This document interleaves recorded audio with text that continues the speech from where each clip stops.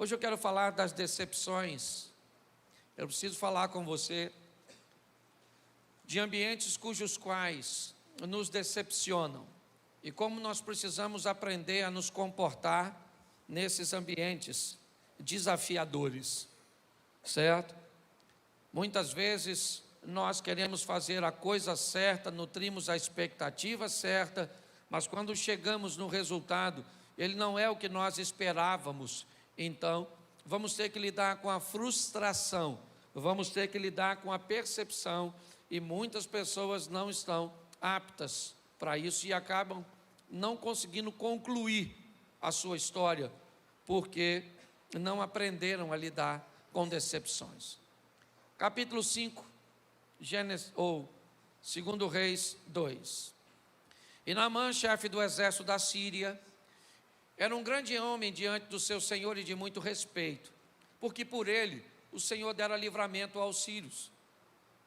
Era este varão um homem valoroso, porém leproso. E saíram tropas da Síria e da terra de Israel, e levaram preso uma menina que ficou ao serviço da mulher de Naamã. Disse esta à sua senhora: tomara que o meu senhor estivesse diante do profeta que está em Samaria, e ele o restauraria da sua lepra. Então entrou Naamã e notificou ao seu senhor, dizendo: assim e assim falou a menina que é da terra de Israel. Então disse o rei da Síria: vai, anda, e enviarei uma carta ao rei de Israel.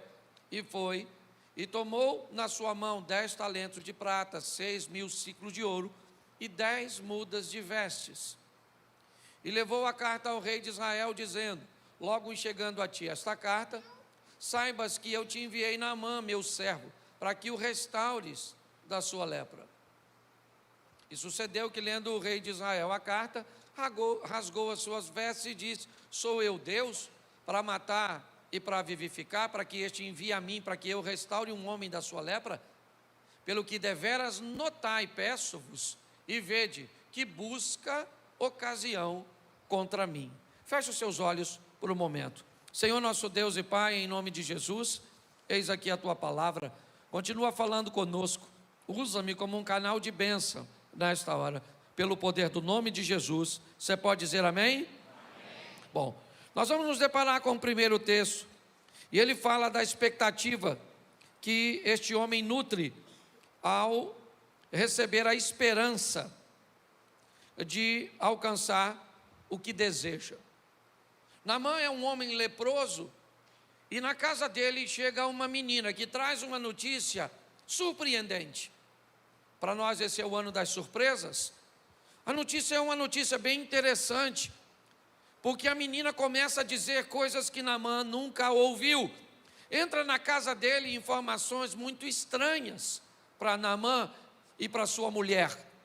Uma informação que ele não conhece. Uma informação que diz que há possibilidade de cura de algo incurável. Há possibilidade de solução para algo insolúvel.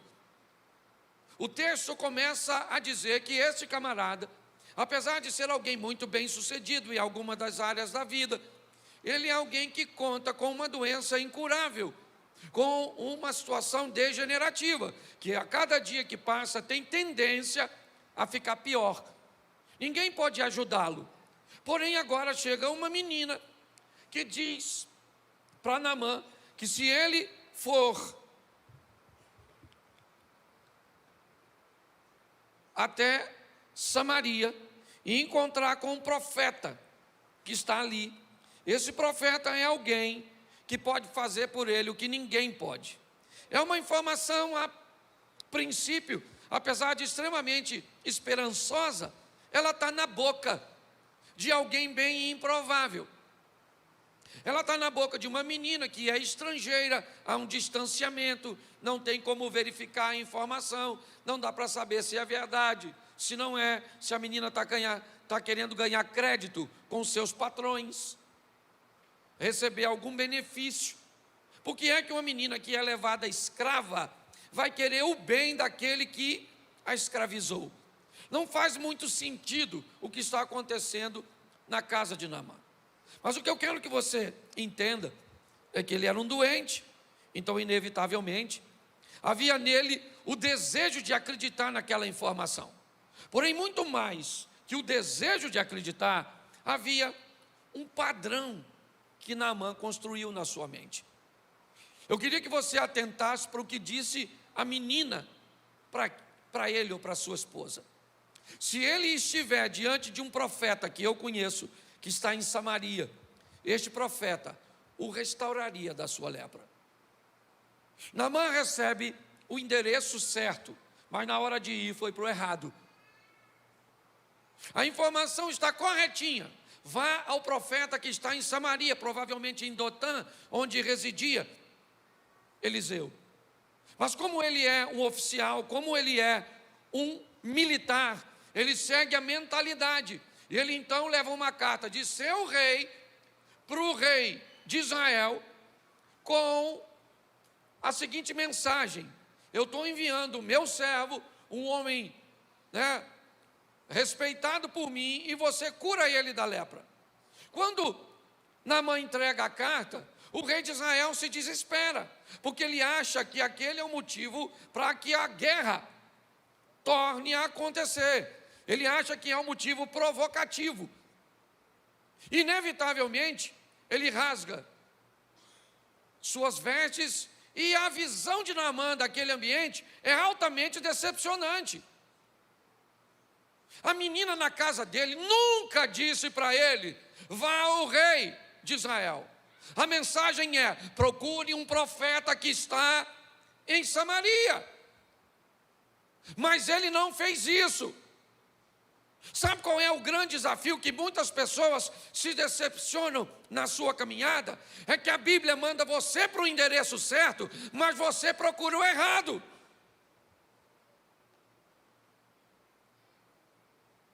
Muitas pessoas hoje se decepcionam, chegam aqui na igreja decepcionadas com lideranças, com relacionamentos, com experiências negativas, simplesmente porque posicionaram-se de forma errada. Deixa eu falar uma coisa para você.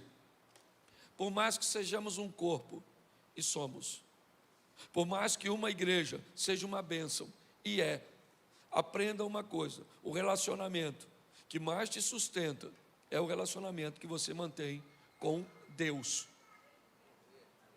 A Bíblia manda você, Cláudio Omar, se relacionar com Deus. E 1000 cairão ao teu lado, 10.000 à tua direita, e você não vai ser atingido. A Bíblia manda você se relacionar, Juliano, com Deus. Porque pode faltar todas as coisas, mas Ele vai te manter de pé. O grande problema é que muitas vezes estabelecemos conexões humanas fortes e conexões divinas fracas. Nós precisamos olhar isso e ter maturidade. Por quê? Porque quando ele começa a sofrer decepções, uma em cima da outra, ele espera que o rei o cure e o rei não cura. Ele espera ir até agora o profeta, e o profeta vai recebê-lo, e ele faz um modelo mental de como as coisas vão ser. Eu vou ir no culto, Deus vai falar comigo desse jeito, a porta vai se abrir, o milagre vai acontecer. Acorda, você não é Deus, Deus é Ele. Ele faz do jeito que quer, na hora que quer, da maneira que quer, e pronto. O modelo quem define é Ele, não é você. Quantas mulheres chegaram aqui aguardando a mudança de seus maridos, e o que elas não sabiam é que Deus as trouxe aqui para transformar a vida delas. Quantas pessoas vieram aqui para fazer uma campanha para a porta de emprego, e quando chegou aqui, o que Deus tinha preparado era salvação para a alma dessa pessoa. O grande problema é que quando você vai para o lugar errado, então deixa eu falar uma coisa para você, aprenda uma coisa: Deus te mandou para cá, sim, mas para se relacionar em primeiro lugar com Ele. Antes de receber a sua porta de emprego, aquelas coisinhas que parece que tem tudo a ver com você, porque você vem para quê? Para receber uma cura, um milagre, nossa, não é sobre você, é sobre Ele. Você vem para cá para que o nome dele seja glorificado através da sua vida. Você veio para cá porque ele é o Deus Todo-Poderoso que entregou o Filho na cruz para te dar vida eterna. Você veio para cá para agradecer a ele, não por aquilo que ele vai fazer, mas por tudo aquilo que ele já... O restante é só bônus. É assim que funciona. Quando eu olho para esse cara, ele fica decepcionado de olhar tudo aquilo que ele está vivendo. Então, que eu vejo gente indo para o lugar certo, mas às vezes com o propósito errado. Nós temos que ter cuidado com isso. Quando nós olhamos para essa história, é isso que eu vejo. Alguém que está desapontado com as situações. Por quê? Porque o modelo não é o que ele estabeleceu. Se você vai se relacionar com Deus, acorda. O modelo é dele. É ele que faz do jeito dele, é ele que entrega. Se quiser curar, cura. Se não quiser, ele leva e pronto. Ah, pastor, queria... Ah, minha mãe está com 95 anos. Dá para orar para ela não morrer? Claro que dá. Mas quando a velha fizer 100 e ficar doente de novo, você vem de novo pedir. Ah, vê agora, coitado, está só com 100. Aí a velha fez 110. Parece prima do Highlander. E aí, ficou doente de novo. Por quê? Porque todas as vezes que tiver um ente querido seu perto da morte, você quer que ele continue?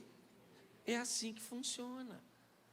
Então tem gente que só vai servir a Deus se o desfecho for do jeito que ele quer. Está no lugar errado, querido. O Deus aqui é o Todo-Poderoso.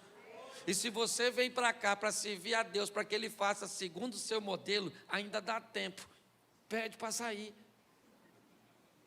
Porque você está no lugar certo, com a postura errada.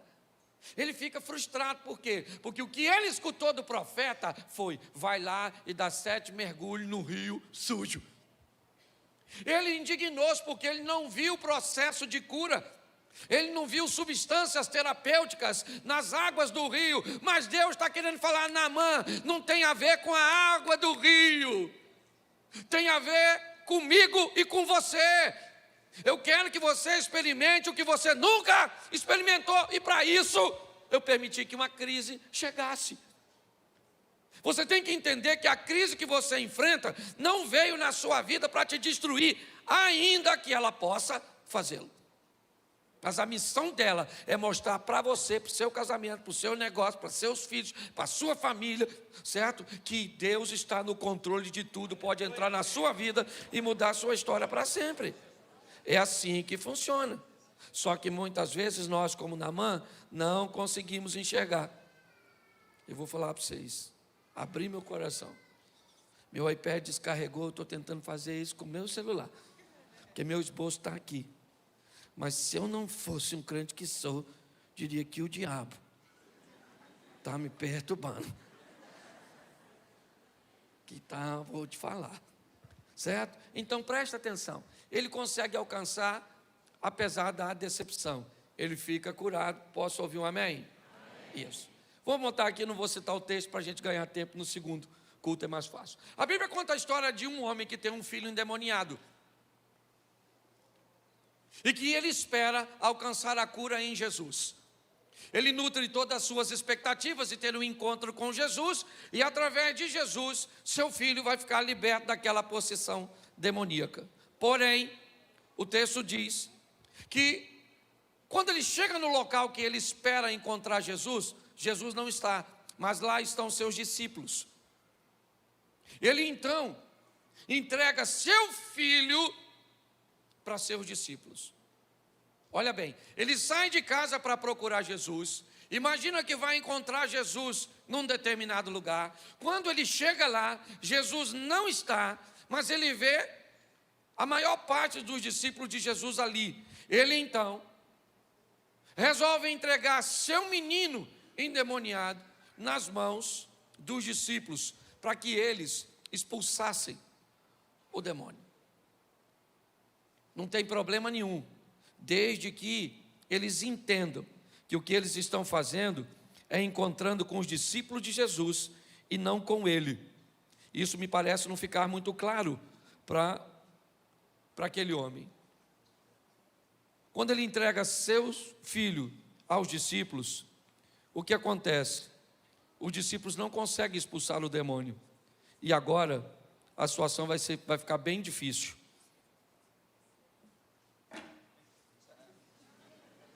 Deixa quieto. Certo? Porque senão eu vou ficar prestando atenção ali, não vou. Então presta atenção. Quando ele chega com a expectativa: meu filho vai ficar liberto. E de repente ele vê sua particularidade virar um espetáculo. De repente ele vê sua privacidade sendo exposta. Era vergonhoso para ele ver seu filho ficar possuído por um demônio, virar um espetáculo, porque quando um demônio se manifesta, inevitavelmente um espetáculo se estabelece. No meio daquele espetáculo, ele descobre que não vai dar certo, as coisas não vão terminar bem. Mais uma vez ele vai voltar com seu filho possesso para casa, quando de repente chega Jesus no ambiente. E agora Jesus, no meio daquela situação, chama o homem. Isso para mim é extraordinário. Eu vejo isso o tempo inteiro no meu gabinete, no bate-papo. Como é que as pessoas vêm de outros lugares com as experiências negativas? Agora aquele homem está diante de Jesus. Jesus pode fazer por ele o que ninguém pode fazer.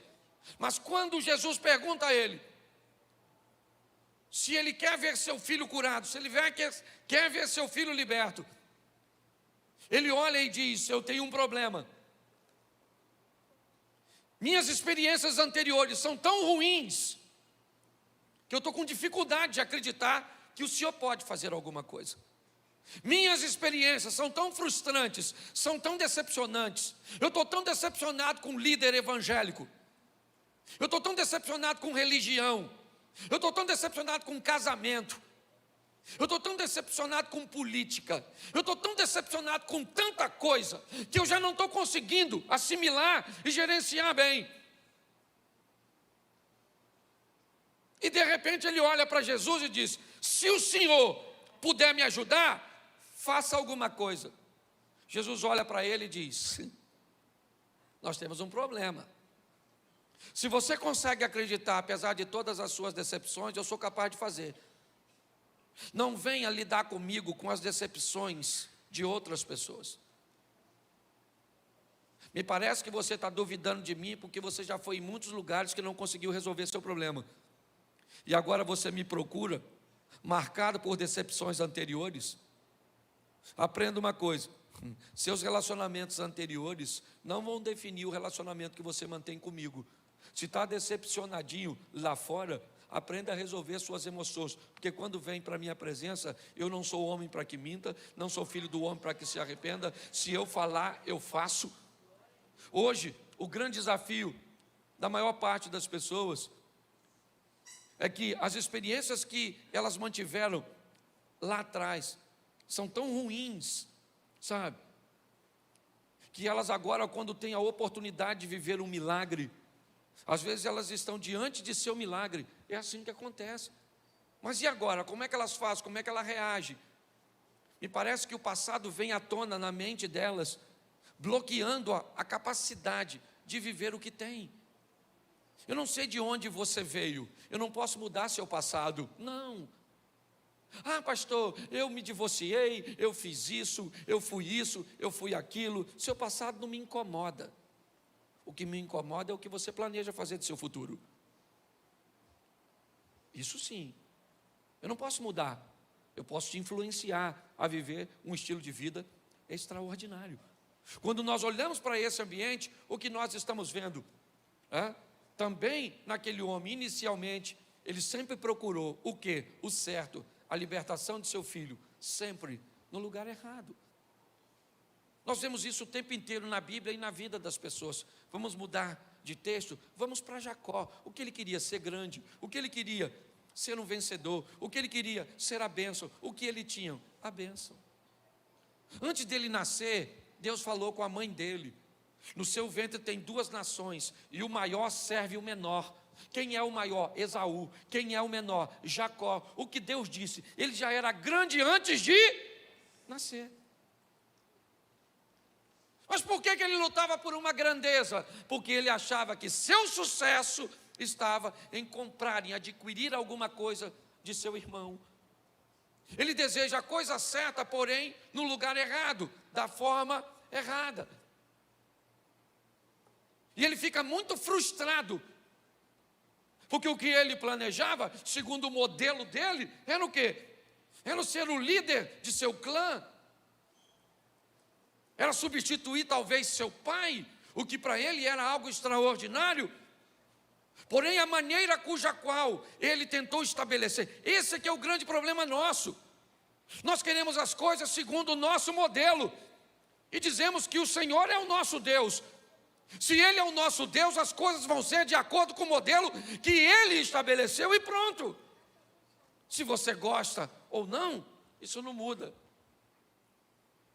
O grande desafio nosso é ter que lidar com esse ambiente de desconforto, de decepção, que muitas vezes enfrentamos. Se nós não entendermos isso, gente, nós vamos ter sérios problemas. E aí, por que, me perdoe o que eu vou falar, mas por que pessoas muitas vezes migram de um ambiente religioso para o outro? Porque é mais fácil mudar de igreja do que mudar de postura. Porque é mais fácil mudar de igreja do que corrigir comportamento. Quando nós olhamos, nós vemos o quê? Ambientes decepcionantes. Seja ele no coração, a de Naamã, seja ele agora no coração deste homem que vai lidar com Deus dessa forma. Quando nós olhamos para a historinha do homem que está no tanque de Betesda, o que vemos? A mesma coisa. O que ele está? Decepcionado com as pessoas. Ele está ali há tanto tempo paralisado, não consegue chegar numa água que supostamente se movimenta trazendo cura. O que ele quer? Chegar lá. Para quê? Para ficar curado. E o que ele tem agora? A cura diante dele. E o que acontece? Ele não consegue lidar bem com esse momento. De repente, Jesus está diante dele, fazendo a pergunta que ele mais gostaria de ouvir: você quer ficar curado? Ele disse: ninguém me leva lá não. Lá onde, cara? Eu estou perguntando se você quer ficar curado. Ele diz: mas ninguém me leva lá. Eu estou sempre aqui negligenciado pelas pessoas que não observam a minha dor, que não observam a minha solidão, que não observam a minha necessidade. Eu estou sempre aqui vivendo isso. Eu estou cansado de tudo isso. Jesus está perguntando: eu não quero saber de suas decepções anteriores. Eu quero saber se você quer a oportunidade de mudar a sua vida. Preste atenção, passado é passado. E aqui todo mundo tem passado duro. Aqui tem gente que foi traído, tem gente que foi abandonado, tem gente que foi esquecido, tem gente que foi adotado. Aqui tem gente de todos os tipos. Todo mundo aqui tem passado e ele não é fácil para ninguém. A minha pergunta é: o que você quer de futuro? O que você planeja para o seu amanhã? Essa é a minha pergunta. Nós precisamos tomar um posicionamento diante de Deus. Por quê? Porque estamos numa oportunidade. É isso. O que Deus está nos dando, eu tenho falado o tempo inteiro. Oportunidade, está lá, 2 ofertas, já foi falado aqui pelo Smith, 2 ofertas, 2. Por quê? Porque tem 2 pessoas fazendo, e uma tem um resultado, outra tem outro. A Bíblia o tempo inteiro está falando isso. Tem 2 mulheres moabitas que podem ir para Belém para mudar a sua vida. Uma vai e a outra não. Por quê? Porque uma quer e outra não quer. Tem 2 mulheres tendo filhos. Uma cuida do filho, outra deita sobre o filho e mata o menino sufocado. Quantas tiveram a oportunidade de ter o filho? As 2. Uma mata e a outra faz seu filho viver. Tem quantos ladrões pendurados naquela cruz? 2. Um vai ser salvo e o outro não. A oportunidade era para os 2. O tempo inteiro. É isso que a vida está falando para mim e para você. É isso. Deuteronômio 30. Diz o quê? Em verdade, hoje tenho posto diante de vós vida e morte, bênção e maldição, e eu aconselho a vocês a viver a vida, para que viva tu e a tua descendência. Opções. O problema é que a opção vitoriosa, ela requer protocolos, posicionamentos, ela requer postura, que muitas vezes nós não estamos dispostos. A verdade é essa. Olha bem, Saul e Davi, ou melhor, Jacó e Davi estão diante da mesma situação. O que eles têm? A proposta de serem grandes. Quem é o impedimento de Jacó? Esaú. Quem é o impedimento de Davi? Saul. Saul. Preste atenção, a situação é a mesma. Quem é que impede Jacó de ser o primogênito? Esaú. Quem é que impede Davi de ser rei? Saul.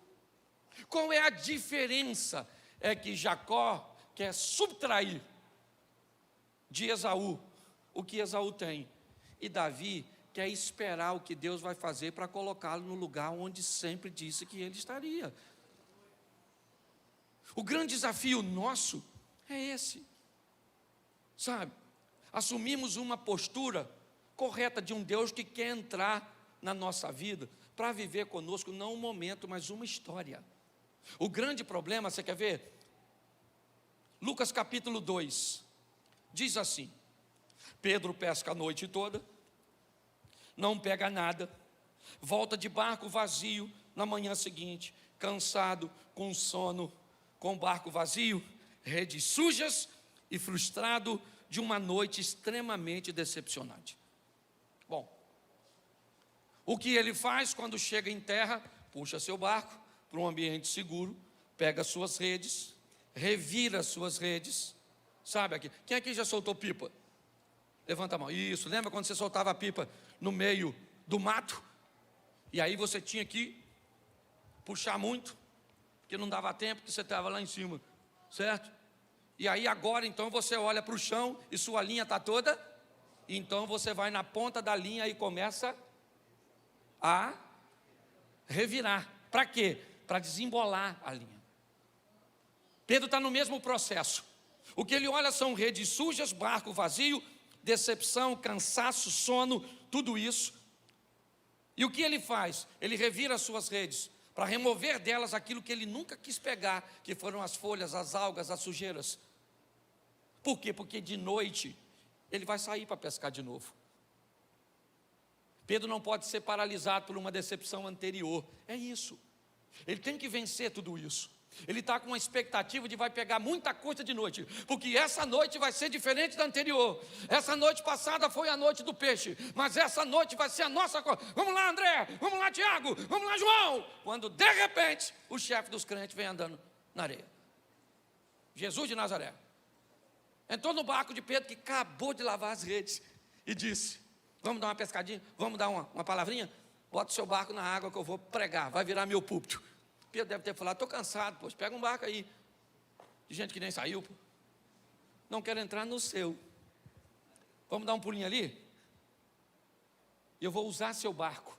Pedro deve ter falado: tá bom, esse camarada. Segundo Lucas, esse é o primeiro encontro de Jesus com Pedro.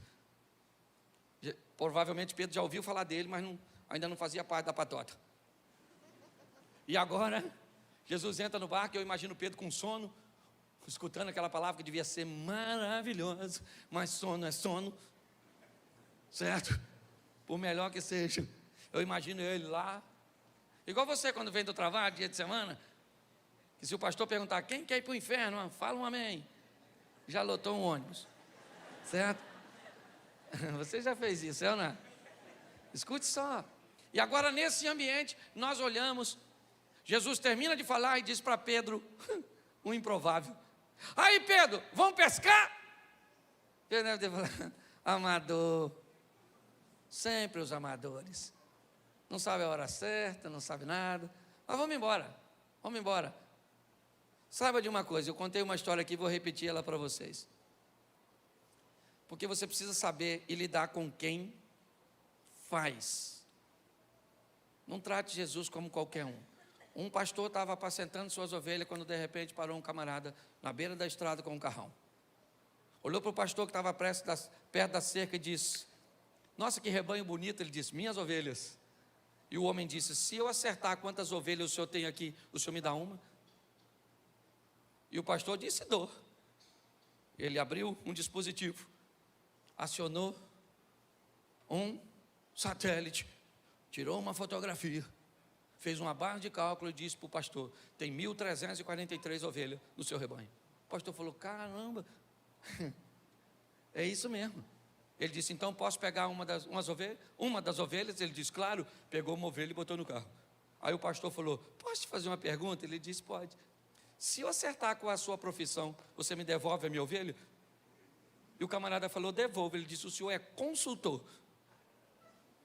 Ele disse: sou consultor. Como é que você sabe? Primeiro, você chegou aqui sem eu te chamar. Segundo, você me cobrou para me dar uma resposta que eu já sabia. E terceiro, o senhor não sabe nada do meu negócio, me devolve meu cachorro. Certo? Porque nem a diferença entre o cachorro e uma ovelha, você sabe. Aprenda. Se você vai trazer alguém para a sua vida, traga alguém que vai fazer a diferença. Me perdoa os consultores aí, é só uma brincadeira, tá bom? Estou só brincando, vocês sabem que eu sou, ok? Mas observe bem. Se você vai introduzir alguém na sua vida, introduza alguém que sabe o que está fazendo. De repente Jesus diz para Pedro que está decepcionado, mas que vai pescar. Ele não desistiu da pescaria não, gente. Ele vai pescar de novo porque ele quer peixe. É do peixe que ele vive, come também, isso aí. Isso, tem um pregador comigo aqui. Ele me abordou no restaurante, veio me dar um abraço. Falei: quem é você? Ele falou: sou sua ovelha. Olha só, então entenda bem, quando nós olhamos para esse ambiente, o que nós vemos agora? Jesus está diante dele e diz: vamos pescar? Pedro falou: vamos embora, cara, vamos embora, estamos dentro, já estamos aqui mesmo, esse horário não dá nada, mas vamos embora. Ele queria peixe, sim ou não? Ele queria peixe, sim ou não?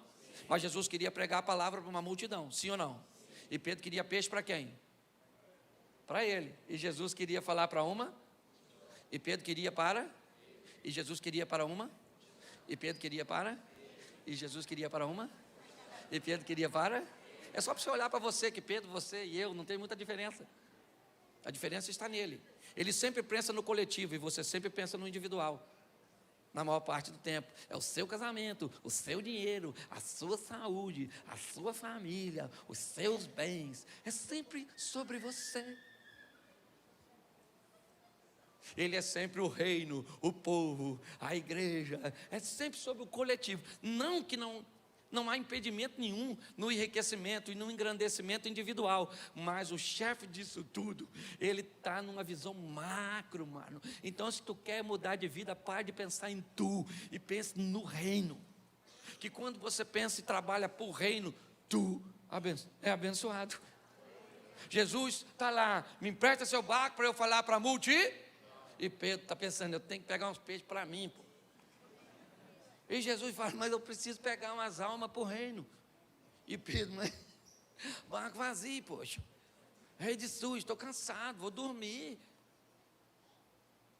Mas no final Jesus sabia que ele queria, falou para ele: vamos dar uma pescadinha. Pedro falou: vou falar uma coisa para o senhor, acabei de lavar a rede agora, estou cansado para caramba, e se eu não peguei nada de noite, não vai ser agora que eu vou pegar. Mas beleza, o senhor está aqui mesmo, não custa nada, o senhor prega para caramba, gostei de ouvir sua palavra, de repente vou fazer até alguns passeios turísticos, agora pela fama que o senhor está, certo? Vamos embora, vamos dar uma pescadinha. Jesus falou: só uma redinha só para a gente pegar um lambarizinho, joga aí do lado. Pedro jogou num lugar improvável, só tinha ido para o fundo mais um pouquinho, né? Estava muito pertinho.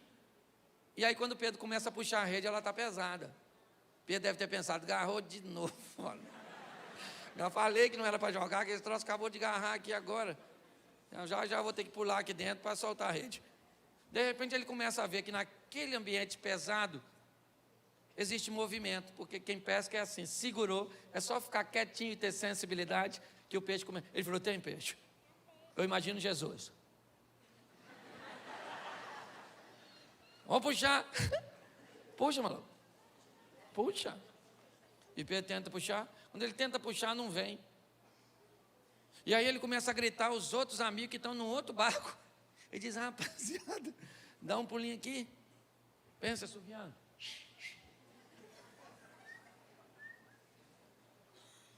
Alguém deve ter pensado lá, não pegou nada, ainda deve estar naufragando.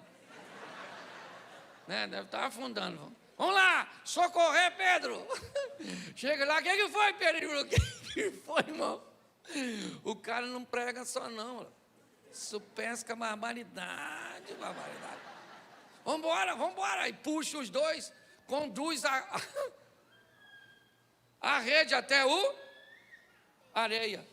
E quando chega na areia, Pedro foi lá com Jesus. Falou, aí, Jesus.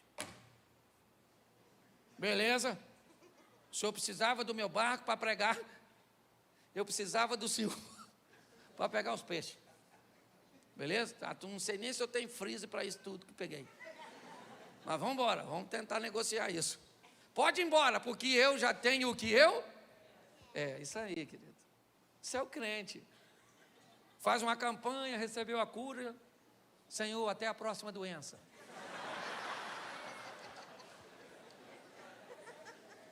Você está rindo de quem? O povo aparece, desaparece na igreja como se Jesus fosse um utilitário. Estou com uma crise no casamento, vamos separar. Aí Jesus entra, separar o quê, mano? Não tem um homem melhor que esse, é isso aí mesmo, mano. Convence você de que ele é ruim, mas é seu. Certo? Às vezes essa é a função do... Às vezes a função do Espírito é não melhorar seu marido. Não. É tornar a senhora melhor para suportar essa carga que a senhora pegou. Certo? Aí, melhorou. Sabe o que a pessoa faz? Vai embora. E a gente continua por aqui, né? Porque a gente não pode ir embora. Estamos igual Pedro. Para quem iremos nós? Se só o Senhor tem palavra de vida eterna. Então tem gente que vem aqui, pega a benção e vai embora. E o Satanás continua onde está. Certo? Aí ataca de novo. Aí vem a pessoa. Pastor, nossa. Numa luta. Fala, Conor McGregor. Isso. É MMA, de luta em luta. O que foi? Mas você não estava aqui? Pois é, eu estava, mas aí... Melhorou as coisas. Como melhorou, nós temos que ir embora para viver. E agora estamos sofrendo de novo. E tem gente que é assim. Por isso que tem gente que não pode ficar sem luta. Não pode. Tem gente que a vida não é vida, é um octogonal. Todo dia sobe um desafiante, querendo roubar seu cinturão. É assim que funciona. Pedro falou para Jesus, aí Jesus, valeu, pode ir embora. O senhor pesca pra caramba, nossa. Vamos falar até que é história de pescador. Aí Jesus falou, Pedro, nós temos um impasse. Eu não entrei na sua vida para viver com você um momento. Eu entrei na sua vida para mudar a sua história para sempre. Essa redinha que você está usando, Pedro, agora a partir de hoje é só hobby. Até porque Pedro vai pescar de novo, é só você continuar lendo as escrituras. Mas a partir de hoje, Pedro, você anda comigo e vai ser pescador de homem. Pare para pensar. Seria muito legal se fosse sobre nós, mas não é. Tem dia que nós vamos para casa não querendo voltar para a igreja. Tem dia que a gente ouve histórias de membros da igreja que a gente gostaria de deixar tudo e seguir a minha vida, meu casamento com minha mulher, viajar. Mas não é sobre mim nem sobre ela, é sobre o reino. Tem dia que você está cansado, eu sei disso, mas tem algo maior que você. Você tem que vencer essas decepções da sua vida. E para isso você tem que ir para o lugar certo. Para onde? Para o altar. É para Deus, é Ele. O que você está sofrendo hoje? Está difícil de carregar? Vai lá. E ele fala, vinde a mim. O que ele falou? Vai para onde? Isso, vai lá no pastor Cláudio. Vai lá no psicanalista. Vai lá no agiota. Vai lá. Não, ele disse: vinde a mim, você que está cansado e sobrecarregado, eu vou fazer um negócio contigo. Você me dá esse fardo pesado seu e eu vou te dar um leve. Beleza, esse leve eu vou embora. Mas fique tranquilo, não vai para longe não, que você vai botar peso nisso. E já está pesado de novo. Aí você volta aqui e troca comigo de novo. E nós vamos ficar nesse relacionamento, porque é assim que funciona. Sem Deus nós não podemos fazer nada. Eu não sei o que você precisa. Mas se tem uma coisa que você precisa, é se conscientizar. É assim que funciona. Não era nada disso que eu ia pregar. Que fique claro, estava tudo ali. E eu vou ver se eu consigo mudar alguma coisa para o segundo culto. Mas eu acho que eu estou pregando para mim mesmo, para dizer: Cláudio, Cláudio, Cláudio. Não se decepcione com o seu smartphone. Então não dá para decepcionar. Eu queria que todos os maridos e mulheres, você que está com o seu casamento aí, com a sua esposa, eu queria que você ficasse de pé. Marido e mulher, não é casado não. É quem está junto aqui, porque você é casado, mas está sozinho, sem o cônjuge. Então hoje você está avulso. Marido e mulher. Isso. Segura na mão. Isso. Da tribulação que está aí. Estou brincando, viu? Segura, olhe para ela e olhe para ele e diga assim: eu te amo assim mesmo. Querido. Não era nem para a gente estar junto. Fala. Você dá uma sorte danada que eu tenho um coração bom. Fala. Você não tem coragem de falar, você só olha e ri. Sou eu que falo. Eu estou aqui de olho. Isso. Deixa eu falar uma coisa para você. Eu quero declarar que você é casado para sempre.